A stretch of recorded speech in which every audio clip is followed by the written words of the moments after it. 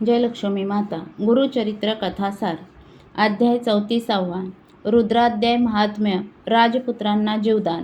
श्री गणेशाय नमः. सिद्ध नामधारकांना म्हणाले, पराशरांनी काश्मीर नरेश भद्रसेनांना राजपुत्र सुधर्म व मंत्रीपुत्र तारक यांच्या पूर्वजन्माबद्दल सांगितले. तेव्हा राजा म्हणाले, ऋषीवर्य, रुद्राक्ष धारण केल्यामुळे हे दोन्ही कुमार पुण्यवान व ज्ञानवंत झाले आहेत.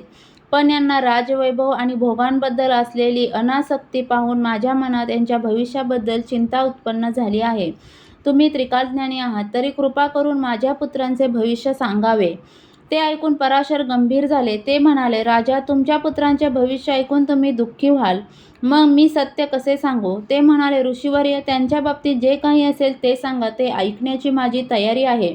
काही अनिष्ट घडणार असेल तर तुमच्या कृपाप्रसादाने व उपायाने ते नक्की टाळता येईल अशी माझी श्रद्धा आहे. पराशर म्हणाले, ठीक आहे, आता मी काय सांगतो ते ऐका. तुमचे पुत्र अल्पायुष्य असून त्यांना 12 वर्ष इतकेच आयुष्य आहे. आता त्यांच्या आयुष्याचे फक्त 7च दिवस उरले आहेत. 8व्या दिवशी त्यांना मृत्यू येईल. तो धक्का भद्रसेनांना सहन झाला नाही. ते दुःखावेगाने एकदम मूर्छित पडले. सावध झाल्यावर त्यांनी ऋषींचे पाय धरले व रडू लागले.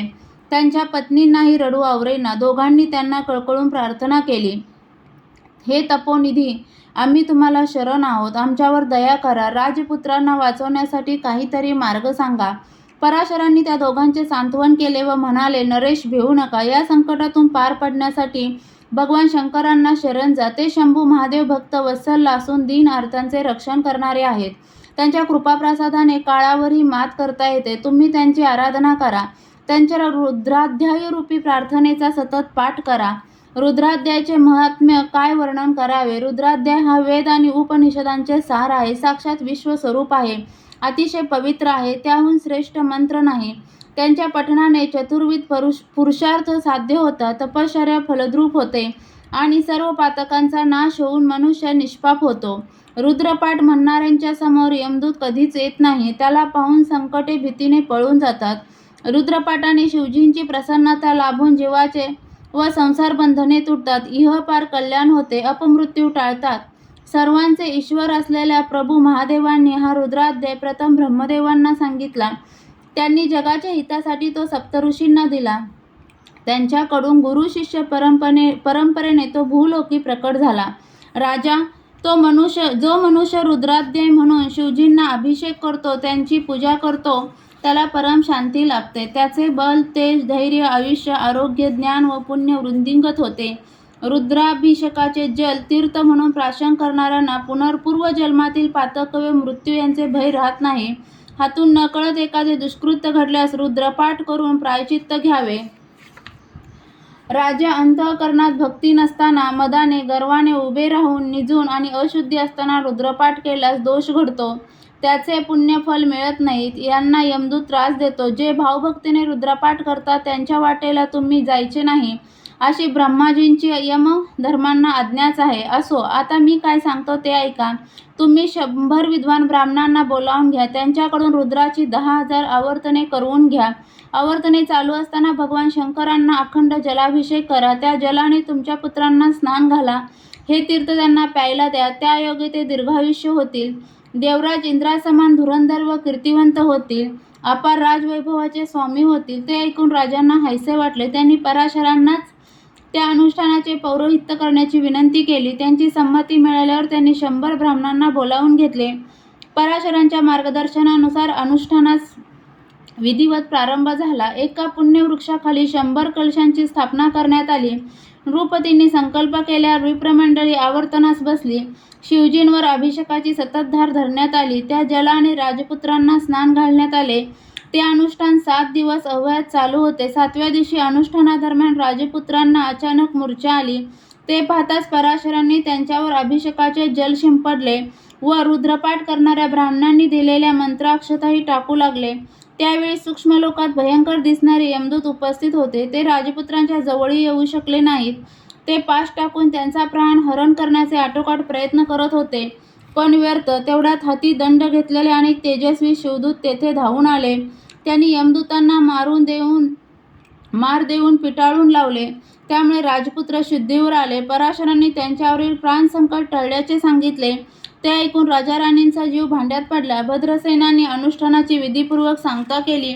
नगरात मोठा आनंद उत्सव झाला. सर्व ब्राह्मणांना भोजन तांबूल व अपार दक्षिणा देऊन संतुष्ट केले. मग वैभवसंपन्न राजसभेचे आयोजन करून महर्षी पराशरांचा मोठा सन्मान केला. त्या समयी अचानक नारदांचे आगमन झाले.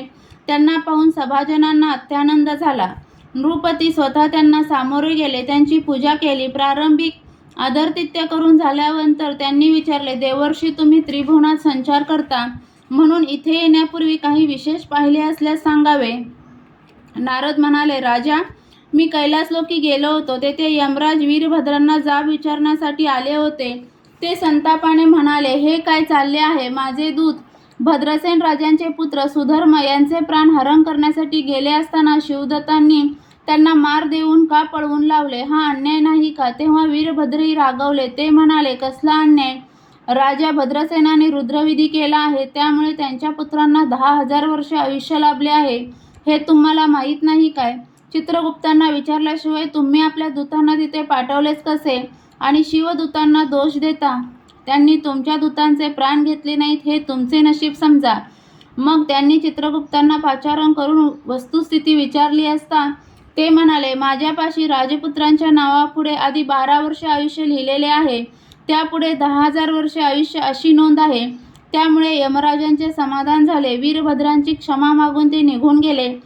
हे राजा, श्री गुरु पराशरांच्या कृपाप्रसादाने व रुद्रानुष्ठानाने पुण्यवर्धन होऊन तुमच्या पुत्रांनी मृत्यूला जिंकले आहे.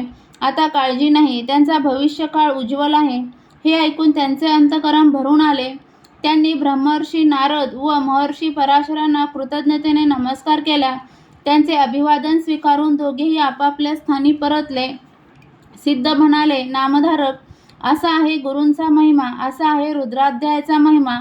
श्री गुरु नरसिंह सरस्वती स्वामी महाराजांनी दत्त विप्रांना आणि त्यांच्या पतिव्रता पत्नींना रुद्राक्ष व रुद्राध्याय यांचे महात्म्य सविस्तर समजावून सांगितले. ते पुढे म्हणाले, द्विजवर्य, तुमचे पुन्हा जिवंत होणे हा रुद्राक्षांचा व रुद्रतीर्थाचा प्रभाव आहे. अध्याय 34 समाप्त. श्री गुरुचरित्र कथासार यातील 34वा अध्याय वाचनाने किंवा ऐकण्याने मिळणारी फलश्रुती म्हणजे तुम्हाला रुद्रपाठाचे पुण्य मिळेल, तसेच तुमची संतती दीर्घायुष्य होईल. श्री गुरुचरित्र कथासार यातील अध्याय तुम्हाला ऐकायला आवडत असतील तर चॅनलला सबस्क्राईब करा, व्हिडिओला लाईक आणि शेअर करा. व्हिडिओ पूर्ण ऐकल्याबद्दल धन्यवाद.